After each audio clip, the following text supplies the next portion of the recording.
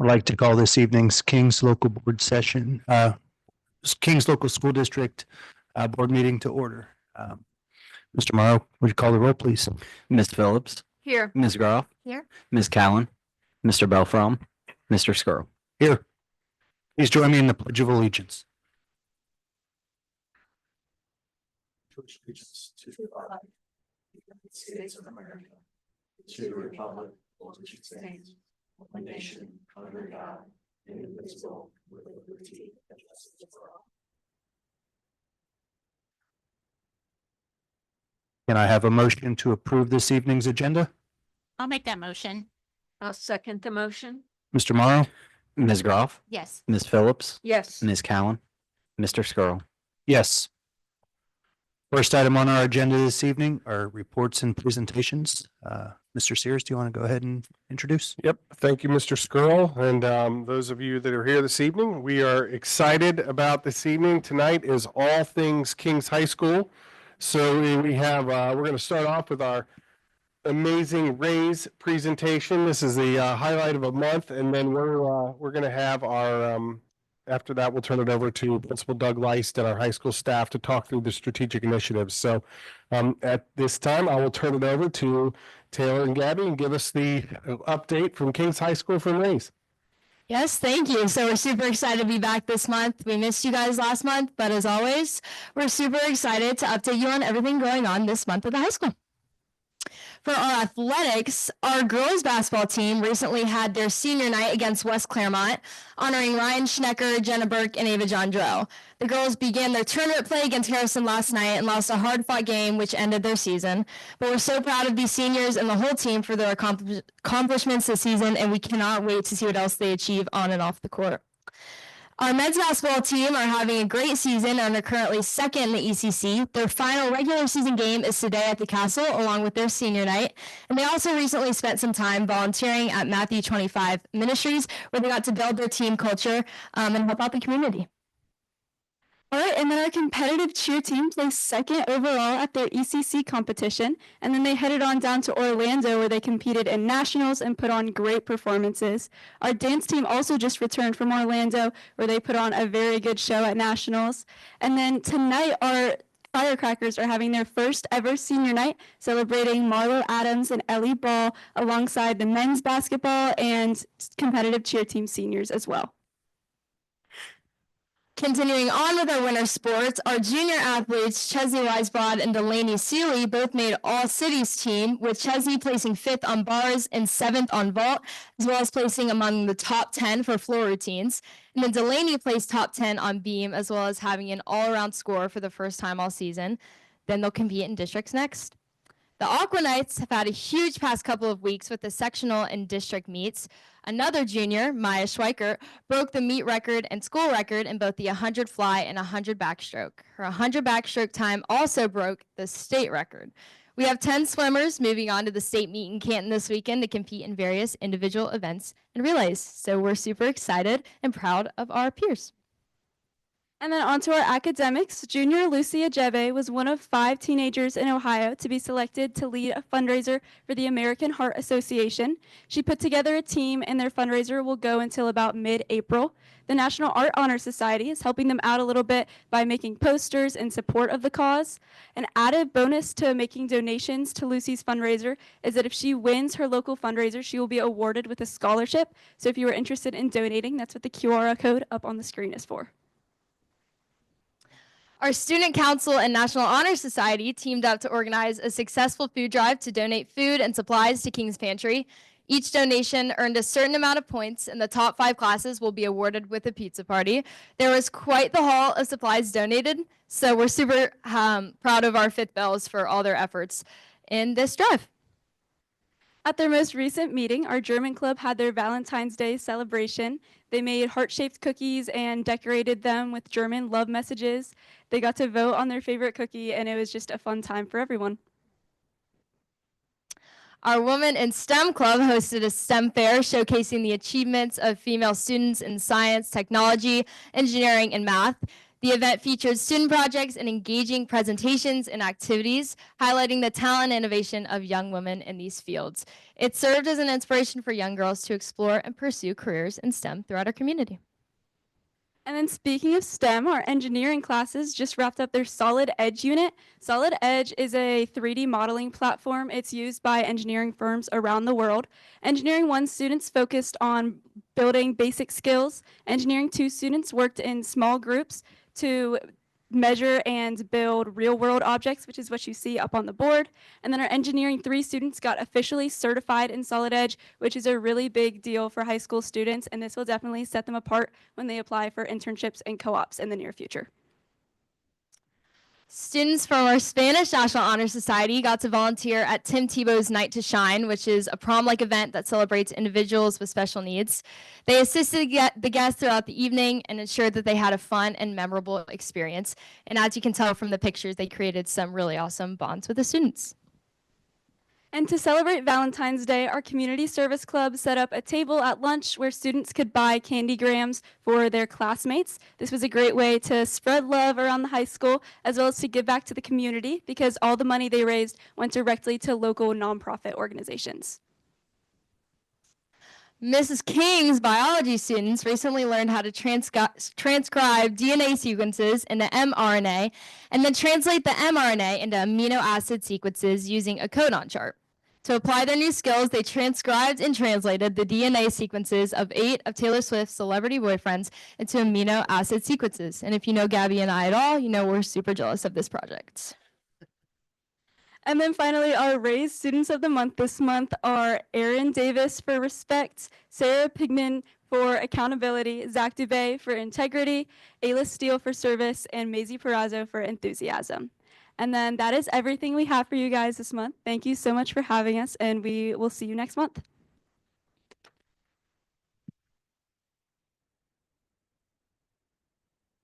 Thank you. This is always probably our favorite time of the meeting, just to see all the wonderful things. So thank you. Thank you for, there's a number of high school staff here tonight, but just those young ladies come every single month and just do an incredible job highlighting all the things that are right about Kings High School and all the things that are happening. And so we appreciate having a student perspective is so valuable for all of us. So we appreciate, once again, Taylor and Gabby for your work. So let's, yep. I just wish they could have a little more enthusiasm. At this time, I'm going to turn it over to Principal Doug Leiss and the high school administrative team and staff that we're continuing our monthly trend of highlighting buildings and stuff that our staff is doing throughout the buildings around our strategic initiatives.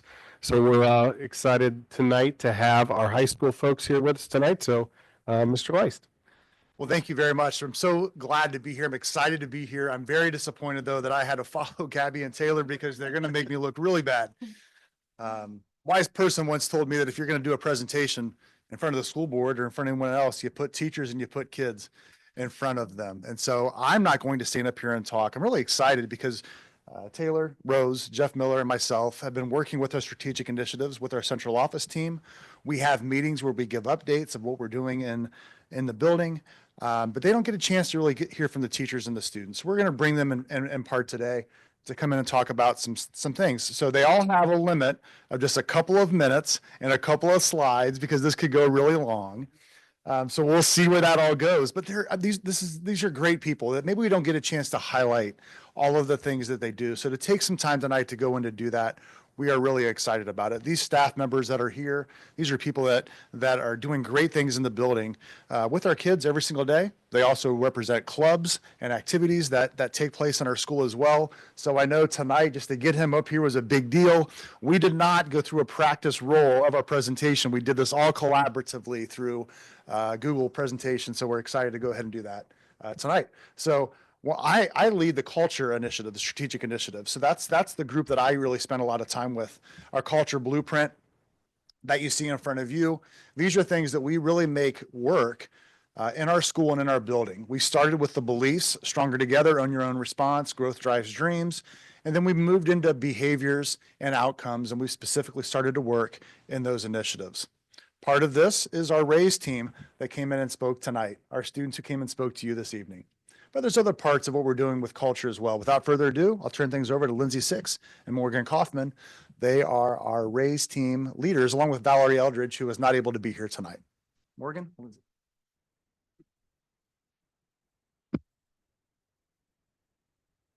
Thank you, Doug. Hello, everyone. Thank you so much for having us tonight. We're so excited to represent the culture team. Again, I am Morgan Kaufman. I'm Lindsay Six, and Valerie Eldridge, our third partner in crime, is sad she couldn't be with us tonight, but she sends her best wishes on culture and all things Kings. Yeah, so we are some of the race teachers here at Kings, and typically we are here at the board meetings and spending our time in the audience supporting our race students. So we're really happy to have the opportunity to get on the mic this time. Lindsay is going to explain a little bit about an event that we recently held at the high school that we think really represents culture at Kings. Thank you. If you don't mind going on to the next slide. So on Friday, during our staff in-service day, we were lucky enough to have our professional development committee carve out a little bit of time for us to be able to celebrate the life of George Gonzalez, who was a dear friend and colleague that passed away during COVID. And also during this celebration, we had a formal dedication of this mural that you see here. This mural was painted by former students, and it depicts so many different aspects of the wonderful man that was George Gonzalez. So we were able to spend 30 minutes kind of mingling with each other. You can go on to the next slide also. We had all different kinds of things that we were doing. First and foremost, we were able to get together with staff members throughout the entire district, which was phenomenal. Then we also participated in a lot of different things that were just George. We were able to taste some of his famous salsa, and we had his salsa recipe available for anyone who wanted to take some and try it at home. We also had a bunch of pies because George just really believed in eating pie, and as often as possible, usually before your meal. So we had salsa and pie because why not? And then we also had waffle baskets to raise money for his scholarship. And we were able to raise just over $1,000 for his scholarship. So that was really amazing. Finally, we had a wonderful treat of having his best friend, Pete Moore, and Tim Hicks play some music for us from his favorite artist, Bruce Springsteen. So we have a little clip, if that's okay.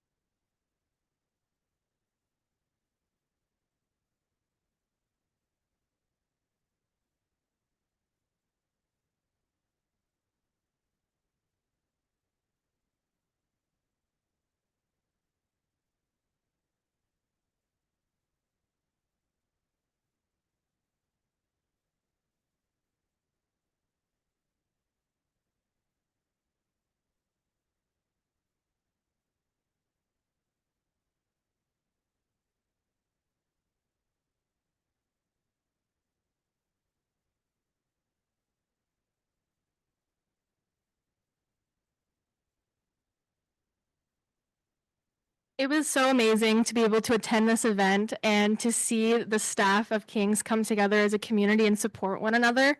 Unfortunately, I never got to know George personally because I was hired in the Spanish department right after he passed away.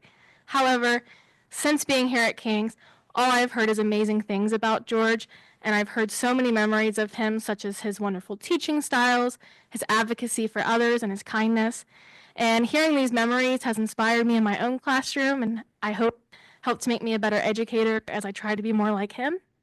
And being able to see the staff truly come together, I feel like really represents what culture is at Kings. We did a great job of respecting, treating, and honoring every individual by making sure that his legacy lives on.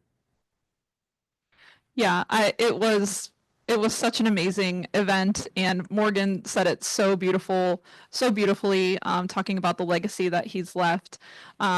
And then we just we really, really came together and were able to relax and interact with each other. And we just got a lot of great positive feedback about this little event. This is just 30 minutes of this one day. And it also challenged Val and I to grow a little bit as Pete approached us, Pete Moore, with his idea to have this celebration. Val was able to find that she has this wonderful skill at making raffle baskets. And we were both just challenged to put this whole thing together, something that we had never done. So it inspired us to grow even more. So that's all we have about our little culture blurb tonight. But thank you so much for letting us share.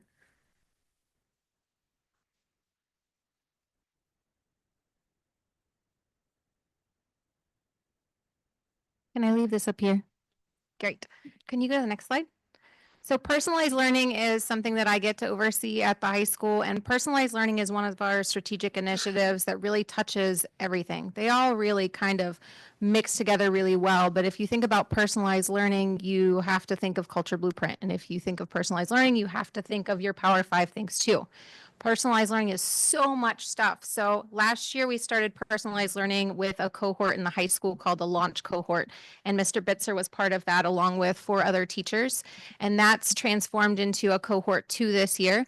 So Mr. Bitzer is also part of that. And we kind of work regularly with that. Part of that cohort, we're doing some book studies on empowering students and really kind of focusing into learner driven, which means that kids are setting their own goals, which is something that translates beyond the classroom. As the students are going from freshmen to seniors, setting goals isn't something that you just have to do with classwork, but it's kind of like, how am I going to move into my next step? Goal setting is really important in all facets of our life, as I think we can all kind of relate to.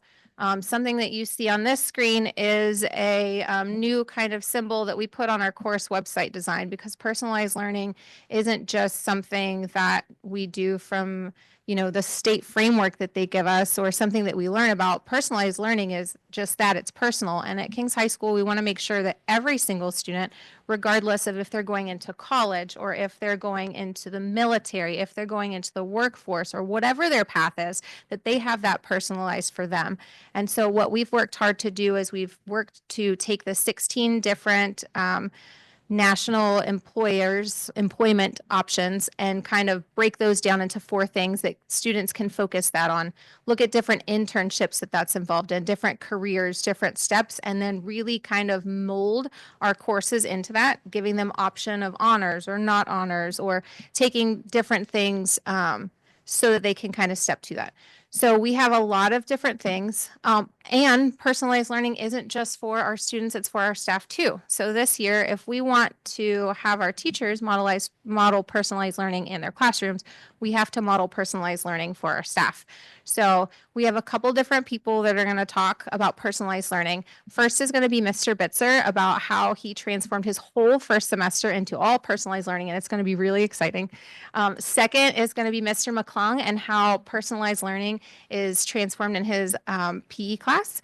And then lastly, to talk a little bit about kind of problems of practice, but also to what he's doing in his senior engineering class, is Mr. Shields with some of his students. So Mr. Bitzer.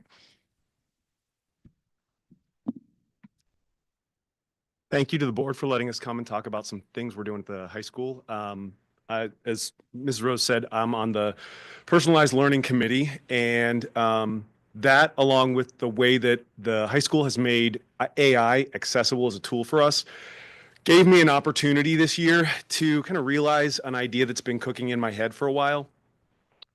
Shakespeare's hard. Shakespeare's difficult to do, and it's difficult to get students engaged with. And the best of teachers are going to tell you that.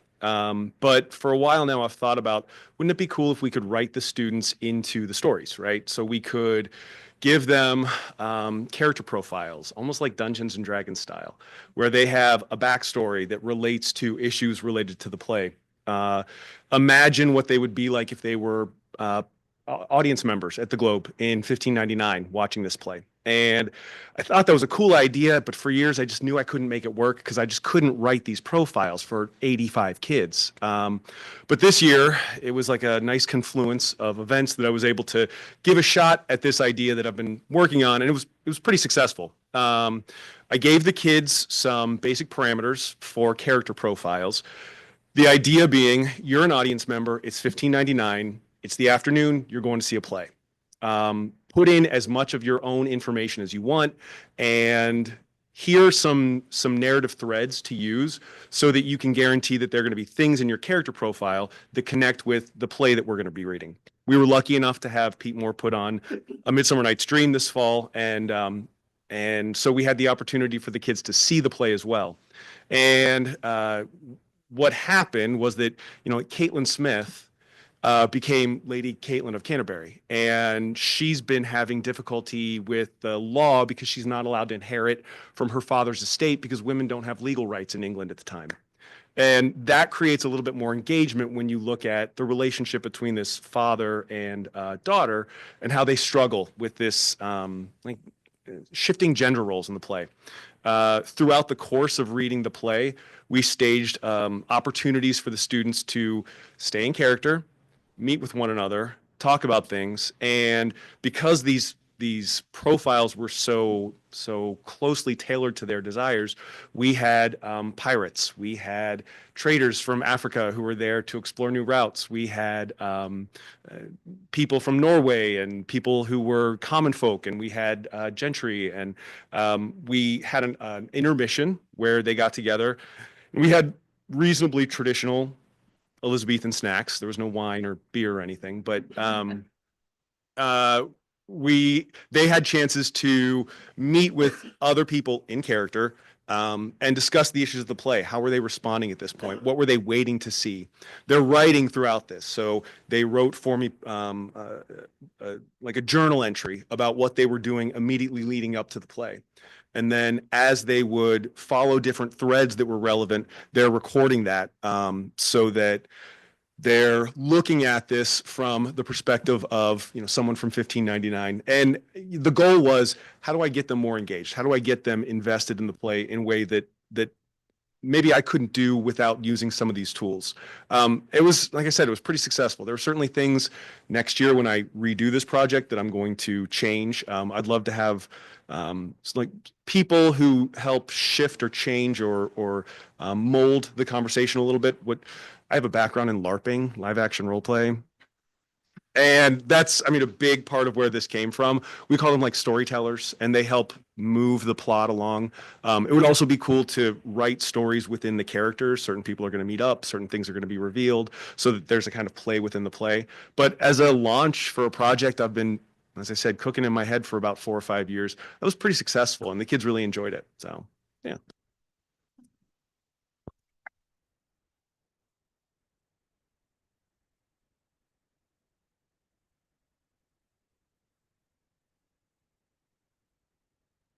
So I'm not into LARPing or anything like that, but I'm just a PE teacher. But I think we have some really good things going at the high school with the offerings that we have in the PE department. One of my favorite classes to teach is strength training. Mrs. Banner does a wonderful job with the yoga class. Obviously with the PE class, we're trying to provide kids opportunities and get them to understand the importance of living a physically active lifestyle, how it improves their physical, mental, emotional, and social well-being. With what I'm going to talk about specifically today is with the strength training class that I offer. First thing we do is go over weight room safety. We go over the technique and the fundamental movements of the push, press, or the push, the pull, squat, and the hinge, and then talk about creating balance with our workouts. After we do that, we kind of open up the weight room. I want to use that loosely. We allow the students to have some choice in the weight room. And one of the things that we did this year is we found a application to use. It's the platform program. So we've been implementing the platform program in class this year. And if you could open up, hit that first hyperlink there. Yeah. Yes. Okay. So this is the application that the kids have been using. They have access to this on their Chromebook and their phone. Lots of things that they can do with this, lots of things I can do with this. It can be totally learner driven. We can collect a lot of data on here. If you could go back to that other slide, I got it hyperlinked there. If you go down to the data driven piece there, we just tested out this week on about 7 or 8 different assessments, physical assessments. And I have all of that information recorded for all of the students there. They really got into the testing piece of it because they wanted to show off how strong they are, how, all their strength and their endurance. So it was really good for them to see that, but we're going to use that as a, kind of like a goal, like that's the benchmark at the beginning of the year. And we're going to test every 6 weeks. And this app lets us do that and allows the kids to enter their information, their weights and all that stuff each day they're in the weight room to kind of track their progress. So it's really cool with that. If you could go back there, one thing that it's helped a lot with, I've got between 25 and 32 kids in most of my strength training classes. And with 46-minute bells, a 5-minute commute over and a 5-minute commute back, and allowing time for the kids to change and things like that, time is of the essence. So with this app, what they can do is, if they're interested in an exercise that I haven't quite gone over in detail, they can select the videos. If you could just hit that videos thing. So it's at their fingertips where, if they find an exercise that they want to try, it can go straight into the video, and the video gives them, teaching cues and promotes safety and all that stuff for the exercise. So it's really been awesome to use. And last semester, kids got into doing power cleans earlier than I expected to teach them because they could watch the video and go over the safety and teaching points of the exercise. Like right here, this guy will get on there and talk and give them the cues as reminders of how to perform those exercises. But the app gives them a lot of choice. All right. I will go on and design a workout or design a routine really. Like Mondays would be a push day, Tuesdays would be a pull day, Thursdays would be push, Fridays would be pull, but I will list like 20 exercises for each day, but they can go on and choose whichever 4 that they would like to do. They have the videos there to help them and assist them with the technique and the fundamentals of the movements, and also allows them to track their progress throughout the semester. Like I said, we assess them every 6 weeks, and all of that data is collected, and they can see that and move right along the program with that. So the app has been awesome. It gives them choice, gives them the safety and the videos if they need it to kind of remind them and make sure everybody's staying safe and doing things correctly in the weight room. But it's been an awesome app for us to use, and I think it's pretty user friendly. We just got it this year, and I'm still learning a lot of new things with that myself. Lots of PD stuff that I can do within the app too, so that's good on my end. But I've been super happy with the platform app and excited to learn more about it and keep using that. All right. Thank you.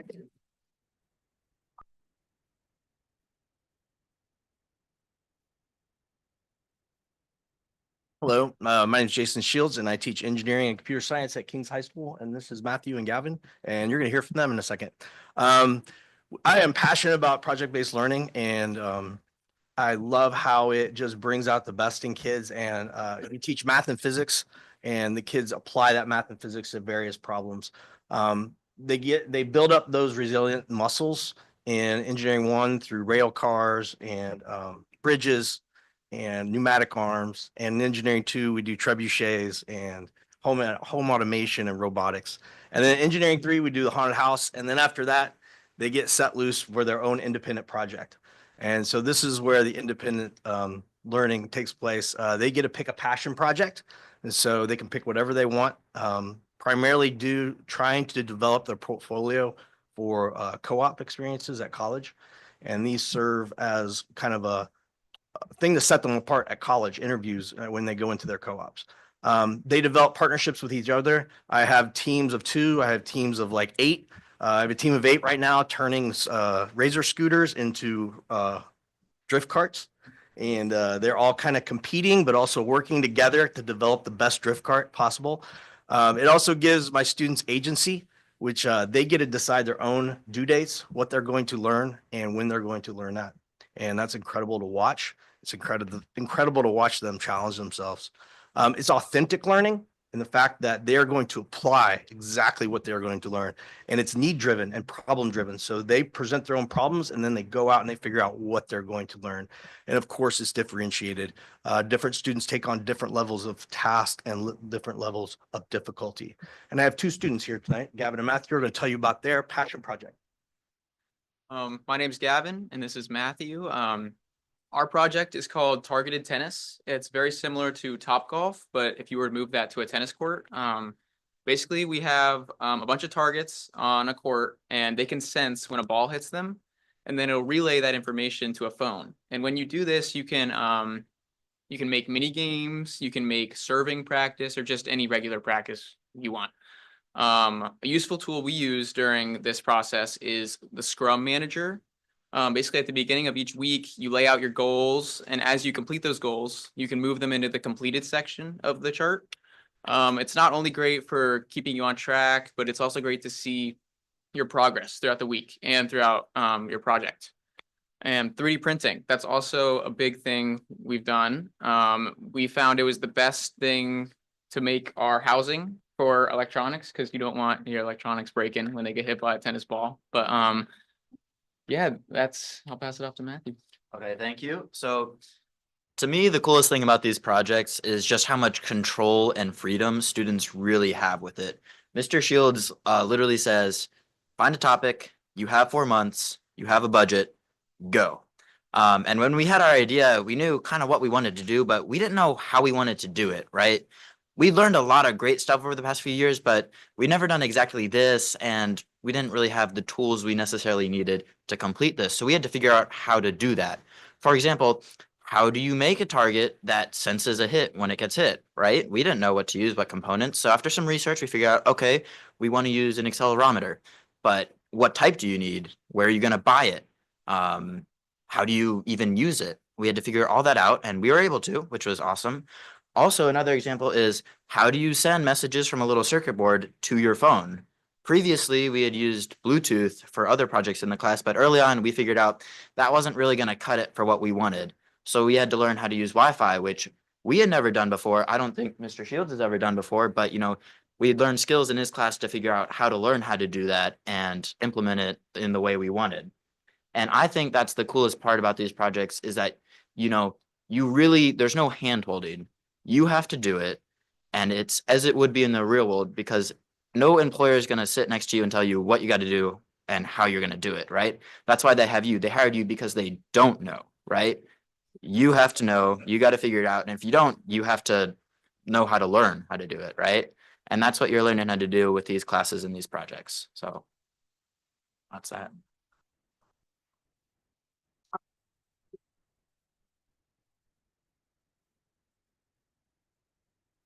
All right, I'm Jeff Miller, another assistant principal. I work closely with our Power 5 Future Skills team at Kings High School. And I've got a couple of folks here that are going to present some things, but I want to point out that everything we've seen here today touches on those skills. I mean, I was sitting here throughout, getting ready for my turn to come up, and one of the things that I've said and noticed all along is these skills that we're developing in students on a daily basis are so present in our school, but also they're present in everything that we heard here tonight. And so as I was sitting here waiting on those, I was listening to our engineering students, and they hit pretty much every one of those: the communication, the critical thinking, the problem solving, the collaborating, and that is all coming together to make them career ready. And you see that in every classroom that we walk through at Kings High School. We're seeing those. So the question is what is the Power 5 Future Skills team's job? And what we've discovered, the group of people that I work with in the building, is really just about bringing those things to the forefront, making everyone aware and conscious of these skills that are ever present in our classrooms and ever present in our building, and making sure that we're naming them those things, making our students more aware, making our community more aware. And so we're doing a lot to raise awareness in that. We've put together some social media things. We've got an internal Google Classroom that we use within our staff to promote those ideas, but also just making people aware of those skills and those names and seeing how they're applying to our current students and our students who have just recently left us as well. So we've got a couple of examples of how we're applying those types of things here with us tonight.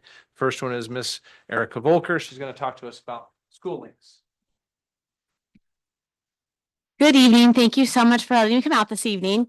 So tonight I'm going to talk to you about School Links. We were very excited. This is our big project in the counseling office that we were able to roll out. If you want to go ahead and go to the next slide. School Links is an online platform that helps students basically prepare for what's next. At Kings High School, we are dedicated to preparing our students for success beyond graduation, and the online student platform School Links plays a vital role in that mission.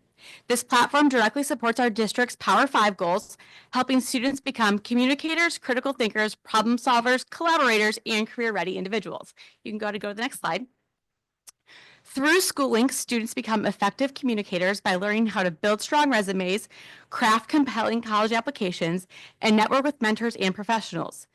These skills ensure they can confidently present themselves in both academic and professional settings.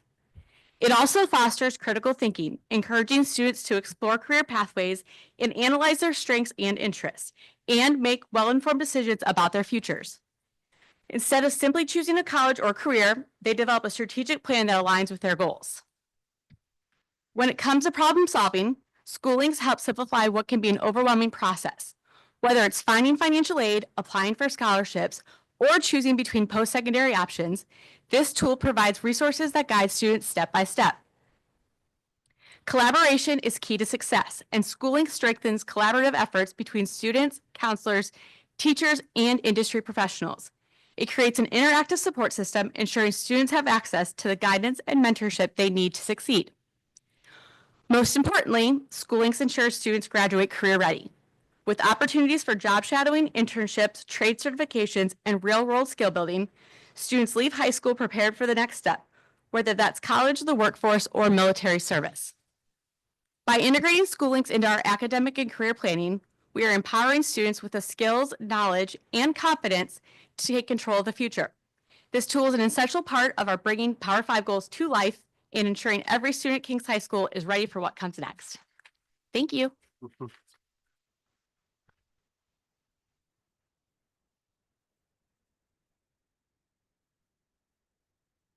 Hi, everybody. My name is Ryan Hayes. I'm an intervention specialist at the high school. I had the honor of co-teaching English 10 with Caitlin Sondels. She's an amazing teacher and makes work just so much fun coming to every day. But what I'm going to talk about tonight is my fifth bell transition to employment class. I will say it is every day from 11:15 to 12:20. If you're having a bad day, need a pick-me-up, or this class is, I think, like the purest form of just community and education. This year we have 6 students, all with IEPs, that are coming in every day to learn not only just foundational skills for the future, but also, personal finance, interpersonal skills. And our goal is to just build as many community connections as we can. This is our first year offering this course to students. So, the goal in the future is to, grow those connections so that students can, choose, opportunities based on their interests, their skills.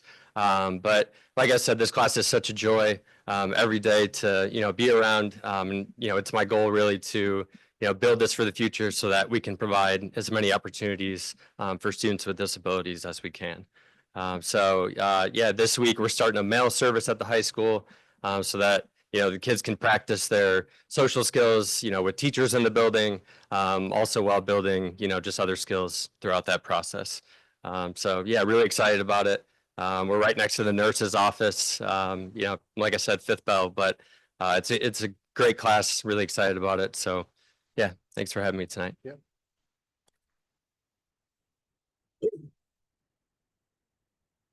So we're excited and thankful that we had the opportunity to come and talk to you about our programs here. I could have taken any teachers to come in to meet with you. So I owe these staff members a lot of favors, and I'm gonna have to pay them up for coming up tonight to come in to do this and getting me out of their natural habitat of working with students and coming in and working with adults tonight. So thank you very much. And if you have a chance to come down and see their programs or see their classes, we invite you to come in at any time.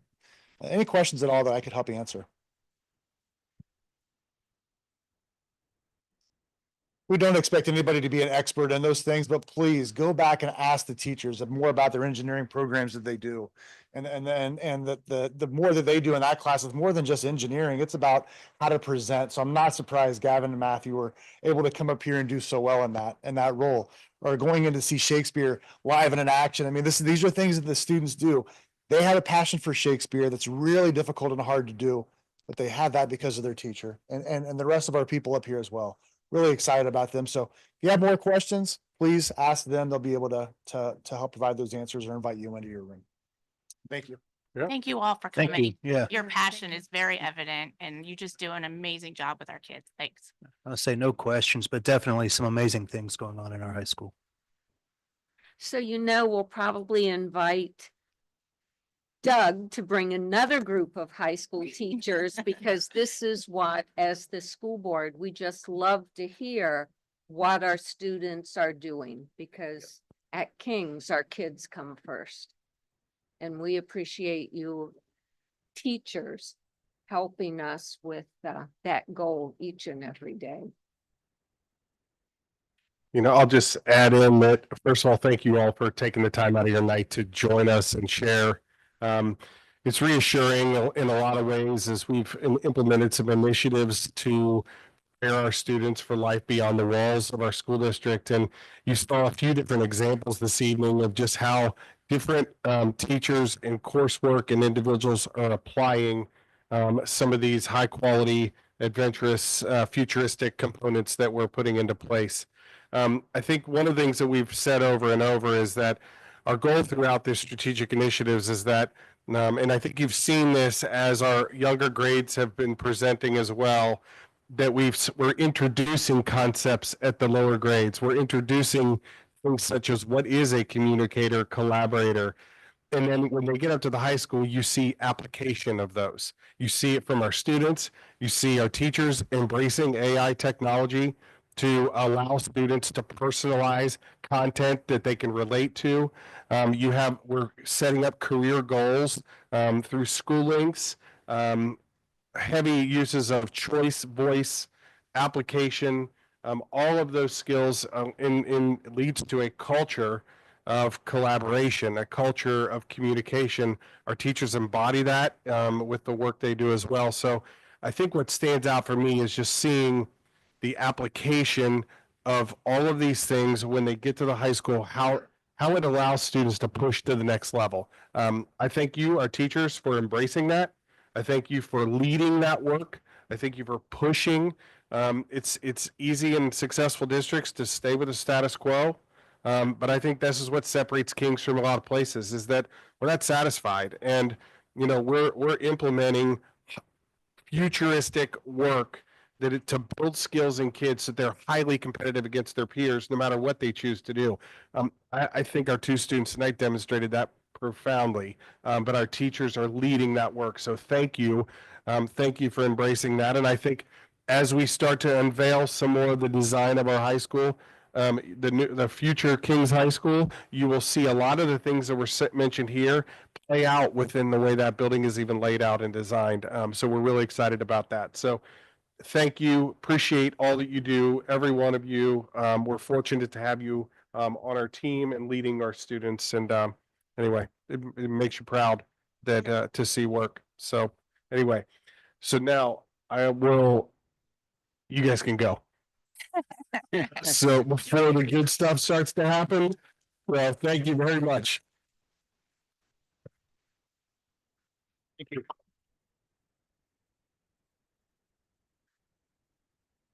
Okay.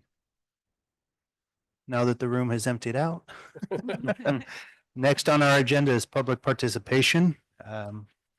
We have no one signed up for this evening. So next on our agenda, we have approval items for the treasurer. Mr. Morrow? Thank you.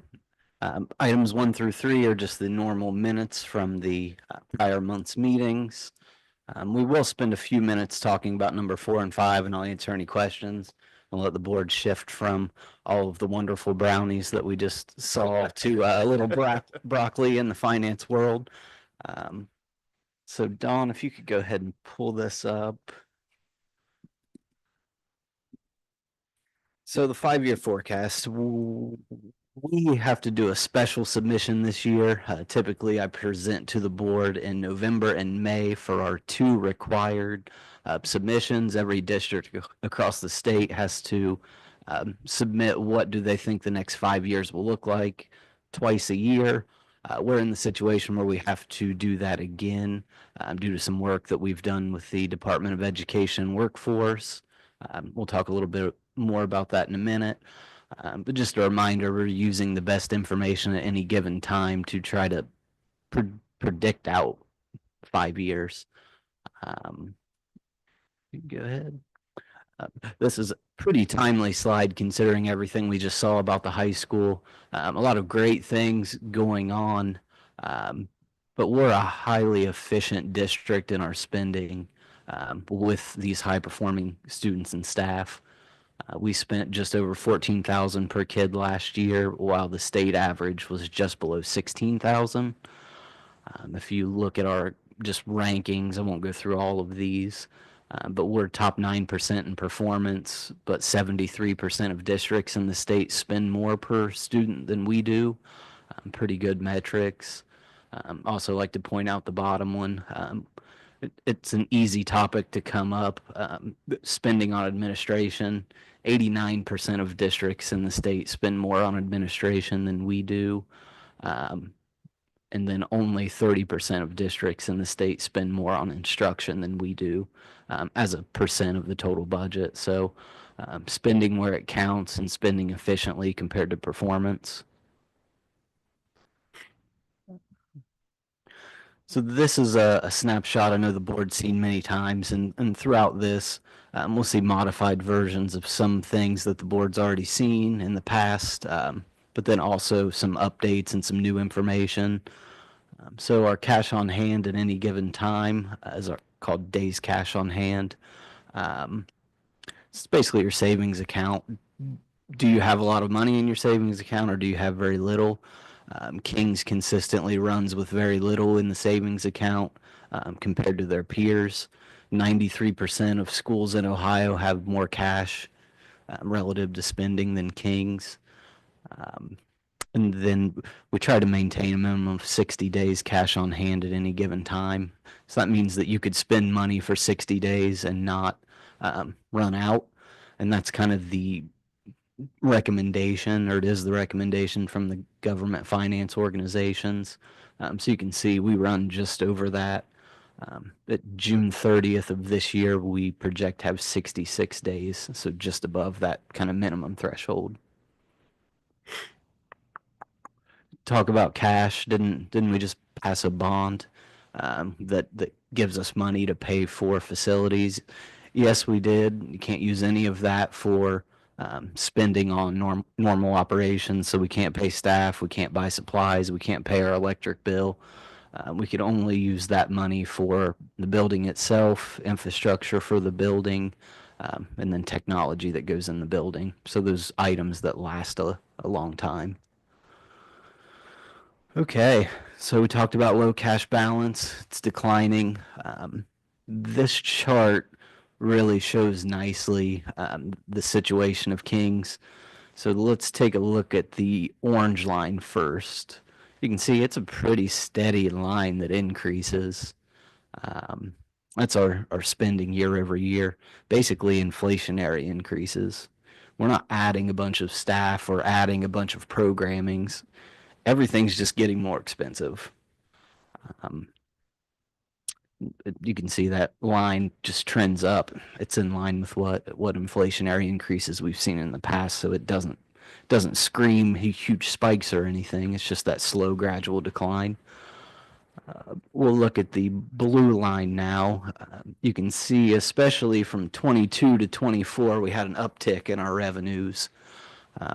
Two things. We passed an operating levy in November of 2022. That's the big piece of that kind of spike up. And then also we were able to receive slightly increased funding from the state of Ohio. That's our second biggest revenue source. So we'll take a look at that in more detail in a second, but we're projecting a decrease in state revenue and very little money from an increase in property values that we'll get a little more detail. So that line's basically flat. So our revenues are flat, but our expenses are increasing. And as I said, these are purely inflationary.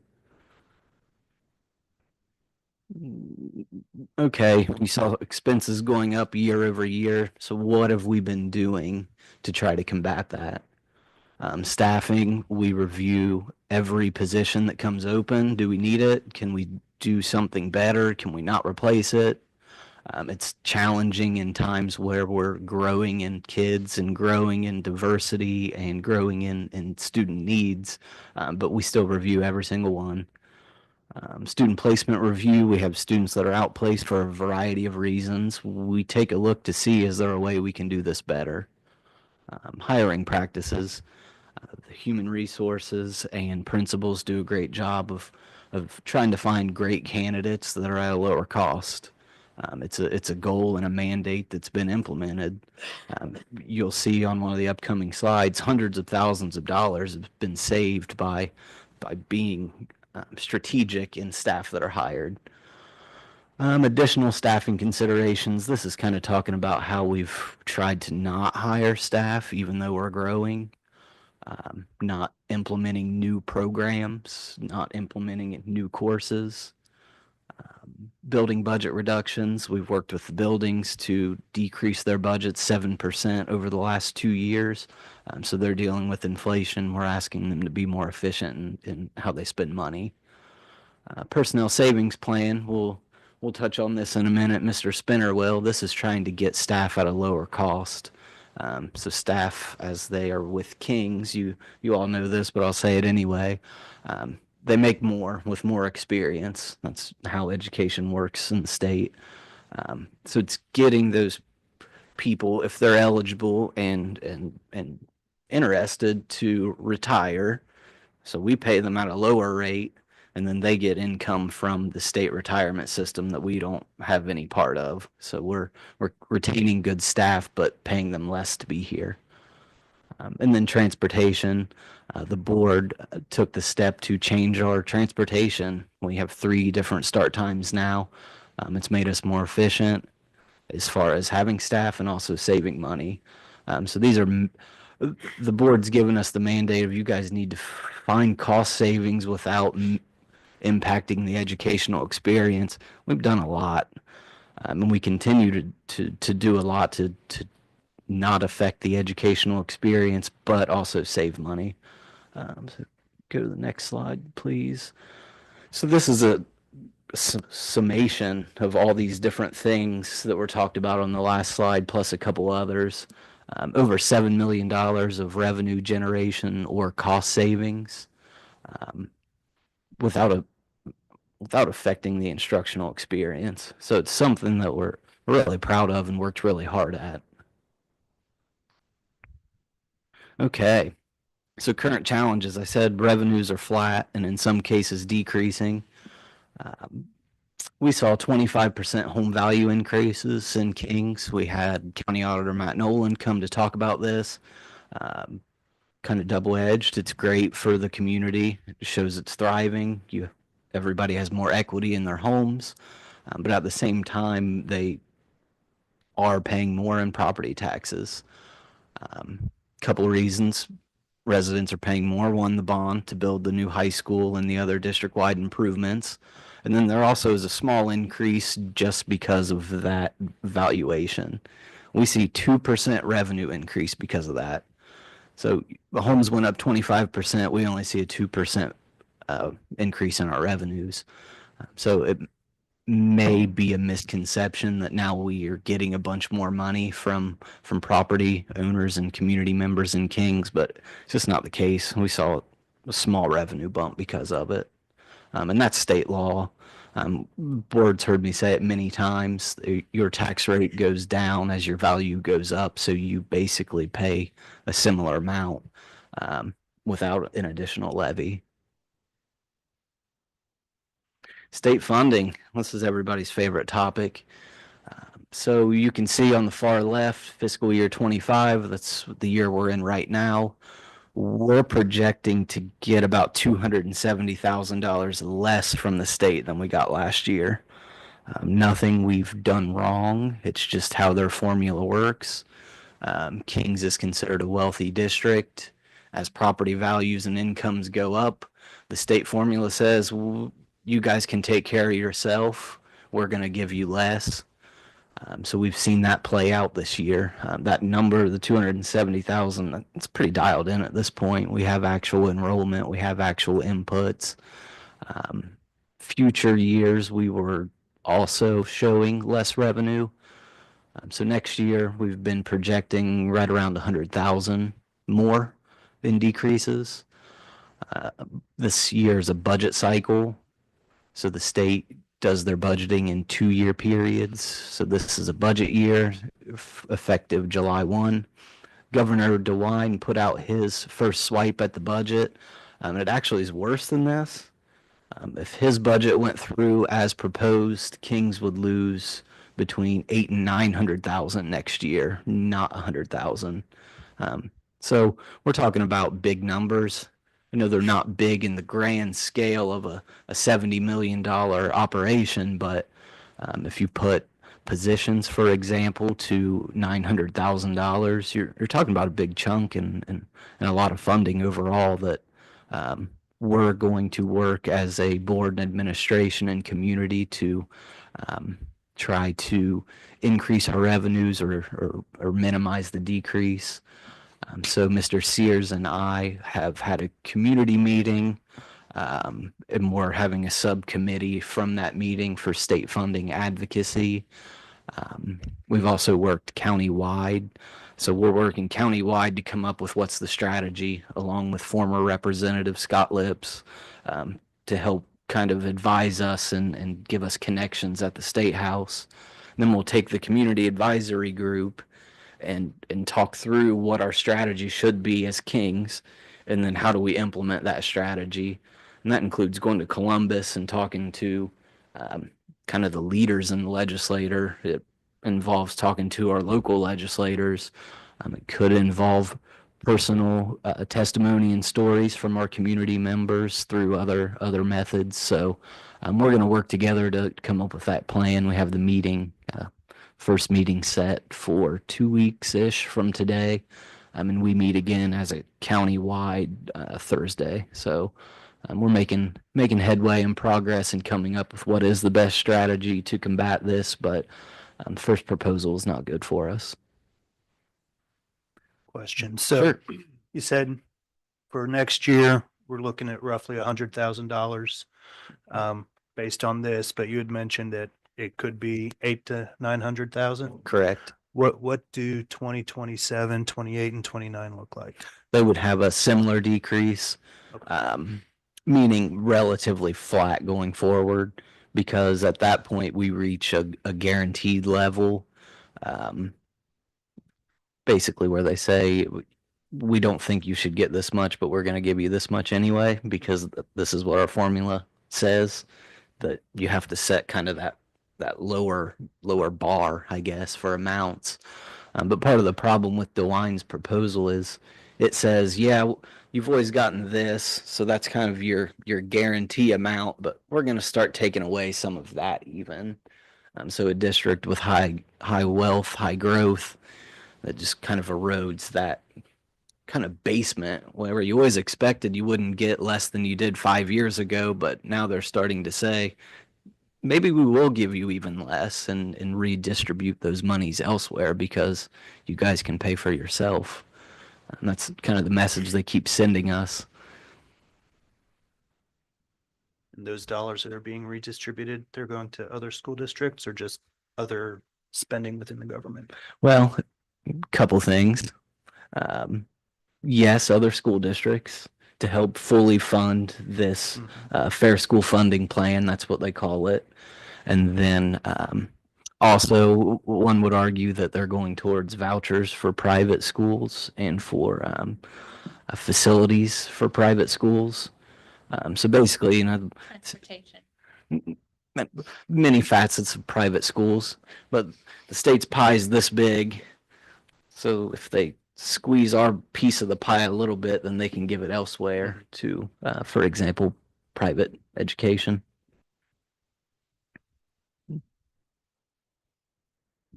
Okay, you can go ahead. Question that's come up, I've gotten it from community members, board members, staff here.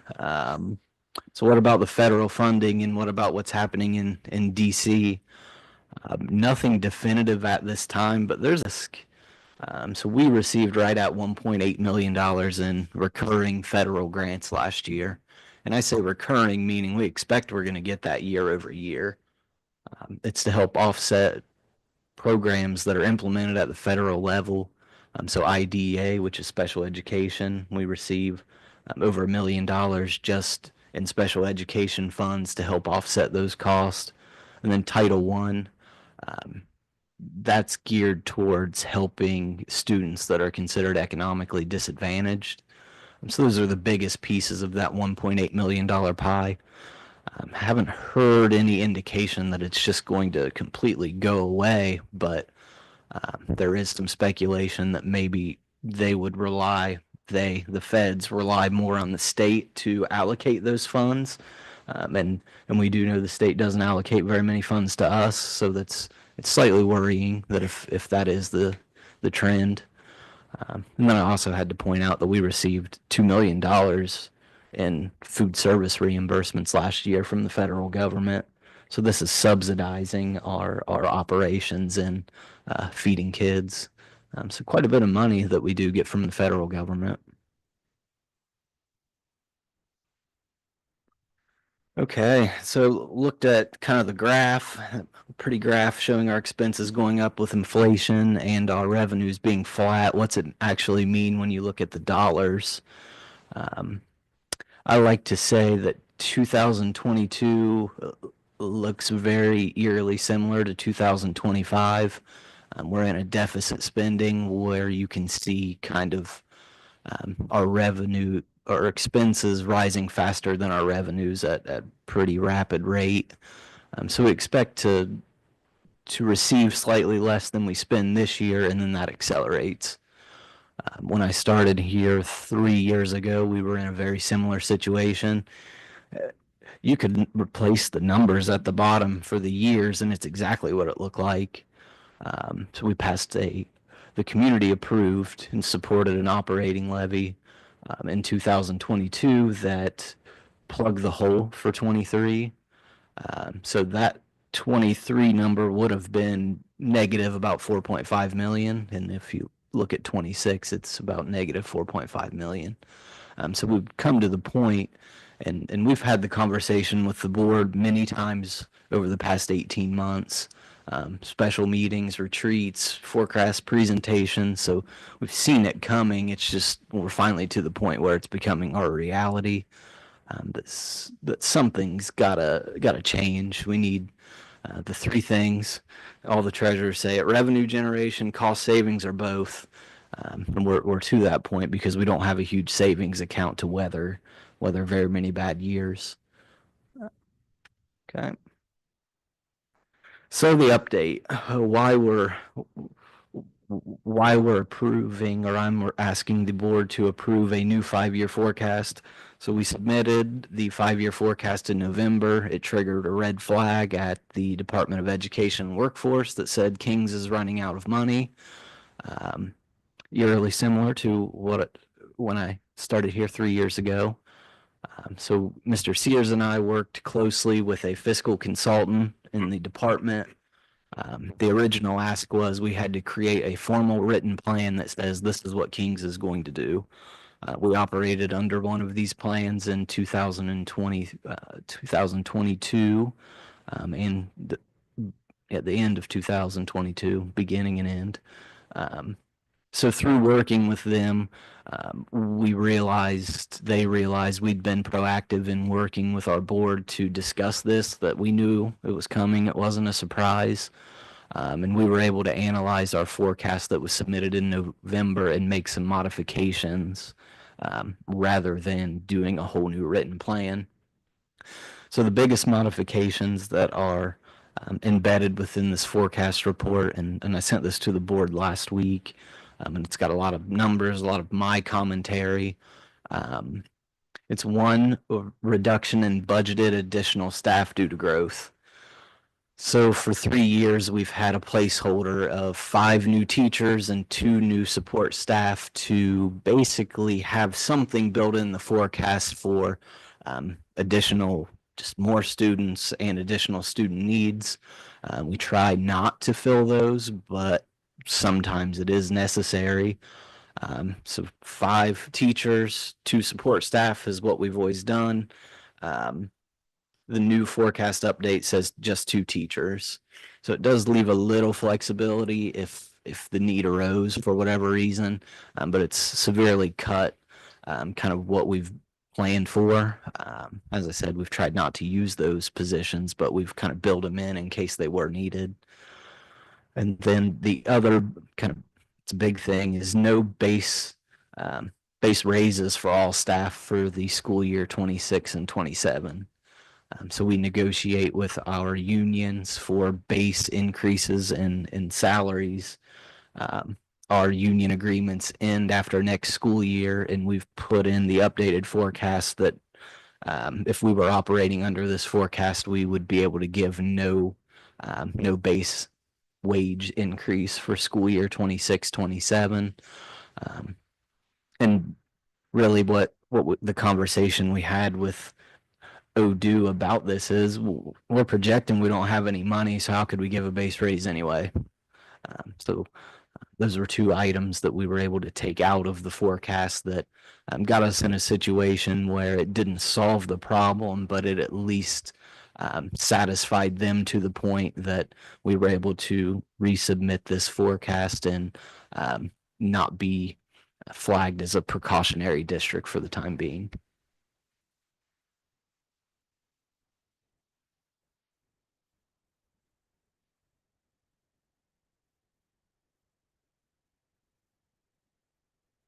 That's all I have. If the board has any questions or would like clarification on anything.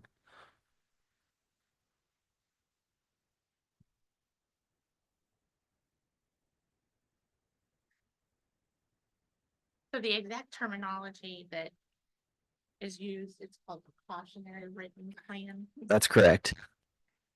We would have been operating under a precautionary written plan, working with a fiscal consultant for the department.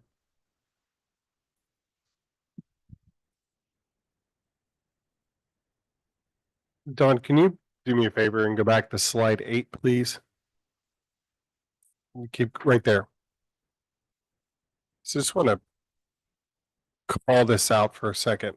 I would say Mike mentioned it, but for the last almost 2 years, 18 months, this board and administration is engaged in a significant number of financial discussions, long-term discussions, analyzing where we are currently and where we need to go. There were initiatives put in here into this plan of how we hire very little experienced folks. The personnel savings plan that you've approved annually around a retire rehire option for staff. Lots of other things creatively that have been going on with health insurance, et cetera. That there's a lot of really, really good work done within this slide that I just want to go back to and just call out that the board and administration have been engaged in for over 2 years of generating or saving $7.2 million. That should not be glossed over. It shouldn't be taken lightly. It is something that you as a board should be proud of. It's something that we've worked behind the scenes because fiscal responsibility has been a priority of this board and administration since Mike and I have been here. There have been circumstances that have put us in positions where due to growth, we would need a facility, which is important, or various aspects of things that have gone on. But our non-negotiable, and you heard it tonight, is the efforts that are made to protect and preserve the classroom. And all of the cost savings, the revenue generation of $7.2 million is significant. We're a growing district. We're continuing to grow. Our high school is anticipating at least 80 more students in it next year, and we're looking to have less staff next year than we do currently. That's the work we're doing as a board and administration. And so I say that because in a lot of ways, there's a little bit of, we need to accept the work we've done and be thankful that we're doing that work and be proud of that. With our goal, Mike and I have talked about this a number of times. We feel like by the start of next school year, we're going to be over this slide will be over $8 million. So our goal for the fall of 26 to start the year is for that total to be over $8 million. But over a 2.5-year time frame, that we've saved or generated approximately $8 million. We feel confident we can get there. It's a goal. And so it's something that we're continuing to do every single day. We have discussions all the time about how do we tighten our belts, how do we do things, and we're going to continue to do that while protecting the classroom.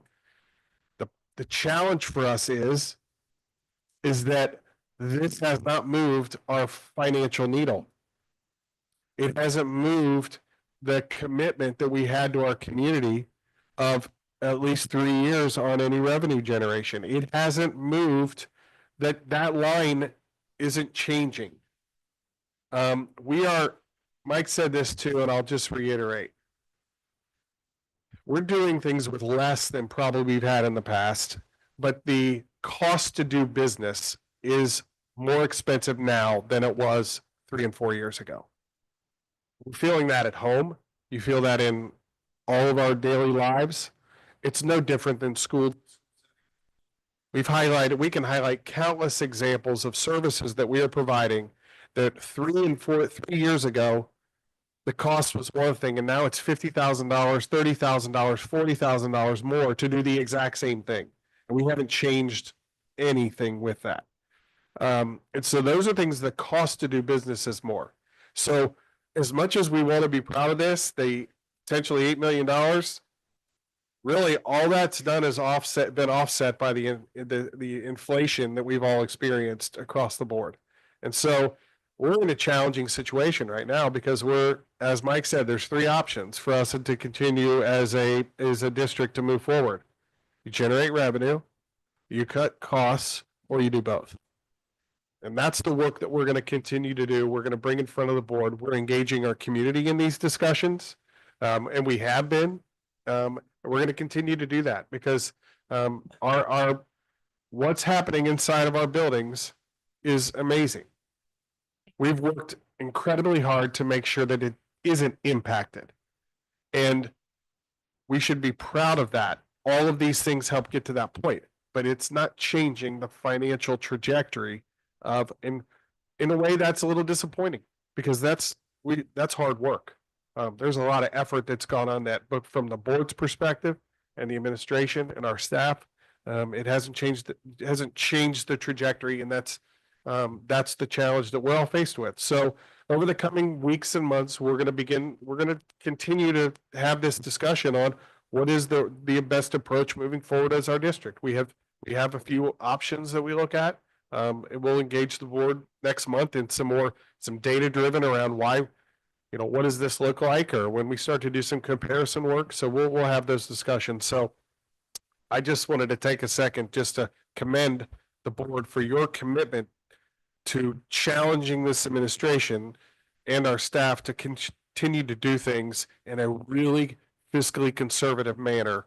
And we are hopeful to get that number closer to 8 million as the year starts next year. It's not changing that orange line on the slide previous to this. So thank you. I just felt I wanted to add that commentary into this discussion. So we got the 7.2. What sort of items might get that up to $8 million? So we have a few things. You want to, Mike? Yeah, a lot of it's just continuing the work we've already put in place. So for example, Mr. Spinner has a continuation of the personnel savings plan. We'll continue to work hard with our staff to try to maximize the savings there. Hiring practices, that's always a big one. As far as continuing that initiative, health insurance initiative, we continue to push to try to be as efficient as possible in our health insurance, including an innovative program around incentivizing staff to not be on our insurance. So just for example, recently I went around to every single building to talk about insurance and make sure to talk about this initiative by itself. So a lot of what's continuing these personnel driven items, because if you look at our budget, we're basically 95% in personnel cost, either King's people or contracted people, whether that's Peterman for transportation, Alpha and Omega for custodial or student placements or student services. So that's the only, if you want these big numbers that are in the hundreds of thousands and million, you're looking at things that are people driven, while we're trying to continue to protect the core, which is the educational experience.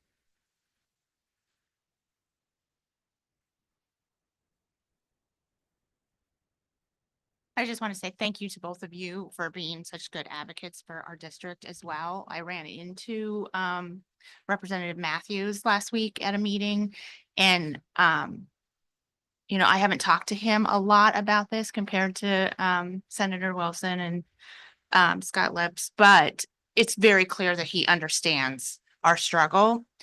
And I felt like if he could change it, I think he would. Like, he understands that we are getting a raw deal on the state level.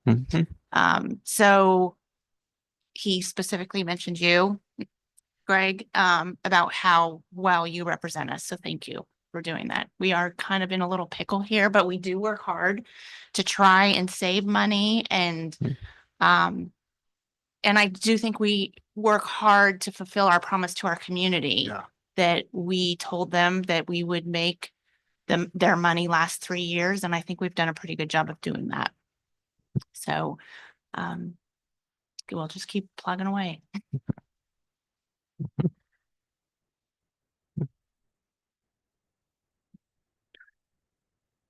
Okay, number 6 on my section is public records log, all caught up there. So that's in good shape.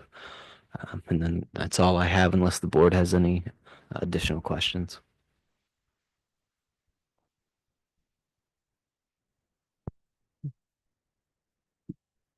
There's no questions. May I have a motion to approve treasurer items? I'll make that motion. I'll second the motion. Mr. Morrow? Ms. Phillips? Yes. Ms. Groff? Yes. Ms. Cowan? Yes. Mr. Skrull? Yes. Next agenda item, we have our approval items from the superintendent, but Greg, do you have anything? Nope. All right, moving, we have approval items for assistant superintendent HR business. Mr. Spinner?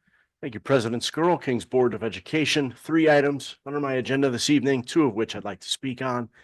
First being personnel. We do have some additions above and beyond what we had last week. Those are primarily dominated by supplementals and stipends as Mr. Taylor rounds out his spring staff.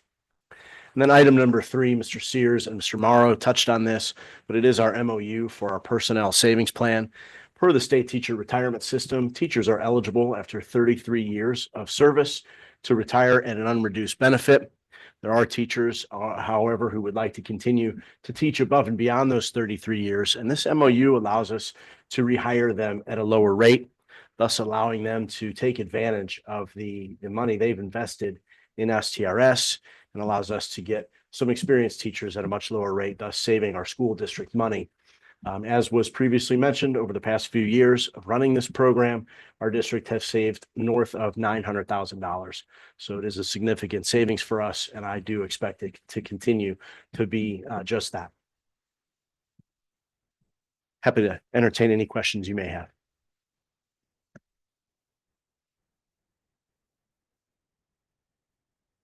No?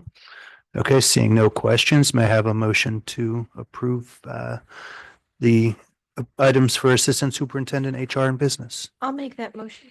I'll second the motion. Mr. Morrow? Ms. Cowan, Yes. Mr. Skrull, Yes. Ms. Phillips, Yes. Ms. Groff. Next item on our agenda are approval items from Assistant Superintendent Educational Programs. Don't have any updates except what we shared last week, unless there's questions.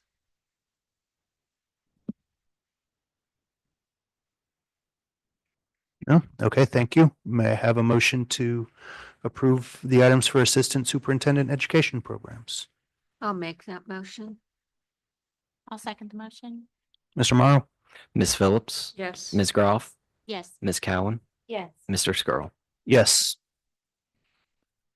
Next item on the agenda is items presented by the board. Board, do we have anything that we would like to bring up this evening?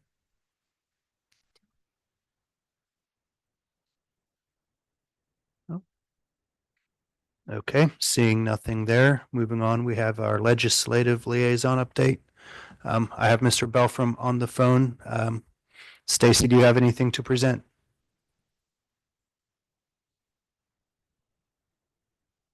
No response tells me no. No. Okay. Yeah. Nothing. Okay. So no legislative update this month. Thank you. Next we have our student achievement liaison update. Yes.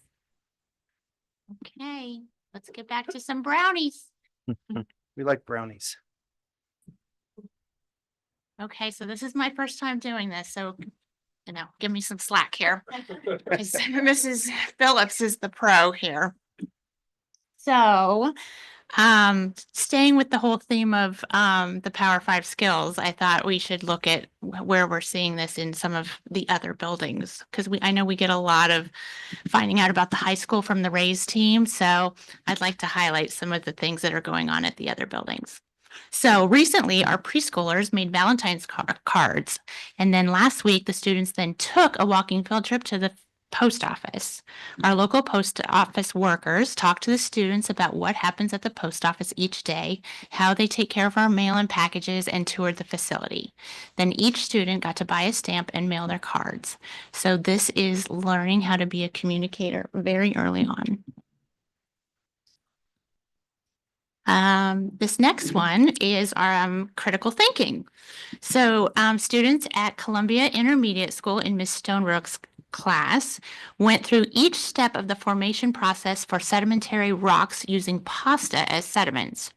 They started by picking one pasta to add to their cup, and that was the starting sediment. And then they added water to represent how water transports the sediments, then deposited sediments by adding smaller pastas to their cup, and then they tapped on those to represent compaction. Finally, adding glue to act as the mineral water, they had the cementation process. So now they're waiting for their glue to dry. They're all sitting in their classrooms right now as we speak. And they will take them out of their cups to see how their rocks formated. So I told Mrs. Stonebrook she rocks. Okay. Our problem solvers at J.F. Burns in Miss Isaac's third grade class spent times in groups to calculate the timing to plan a field trip. They used Google Maps to figure out the timing of transportation to and from, how long activities would take, and even research local venues like the Cincinnati Museum, Perfect North, and the National Museum of the U.S. Air Force. So very early on figuring out how to plan a field trip. Okay, Third graders at SLE got to enjoy sampling of their vegetables that they have been growing in their tower gardens.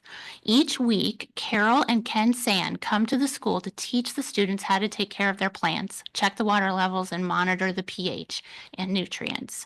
Not only are the students learning to collaborate with each other, but also these special adults that volunteer their time to show our kids how working together grows amazing rewards.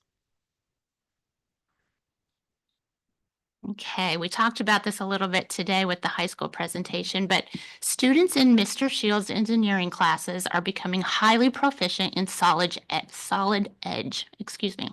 This software enables future engineers to design their products. As you can see, the Engineering 2 students have created some pretty detailed projects. So these are on each side here, the Engineering 2 students. And then you can see in Engineering 3, these 27 students took a test to become certified in Solid Edge, and now they can add that certification to their resume. So pretty awesome to become career ready. And then I have this last slide for bringing it all together. This last slide is a good example of students at Kings Junior High bringing all their skills together. For over 7 years, Mr. Carabinas has been the advisor leading students in publishing the night news on their own YouTube channel. Each month, these students communicate, think critically, problem solve, and collaborate to get episodes out to the community. I'm sure we all look forward to seeing if any of these students might have a career based upon this experience. So please check them out on the Kings Junior High Night News channel on YouTube. I think this is amazing that they do this once a month. That's a lot of work. So that's it. Thank you, Mrs. Groff. You did an excellent job. Thank you. Big shoes to fill, but you stepped in quite well. I like the approach of the Power Five with those. That's good. Thank you. So next on our agenda is executive session. We will be entering into executive session for the following purpose: to consider the compensation of a public employee or official. May I have a motion to go into executive session? I'll make that motion. I'll second the motion. Mr. Morrow? Ms. Goff, Yes. Mr. Skrull, Yes. Ms. Cowan, Yes. Ms. Phillips. Yes.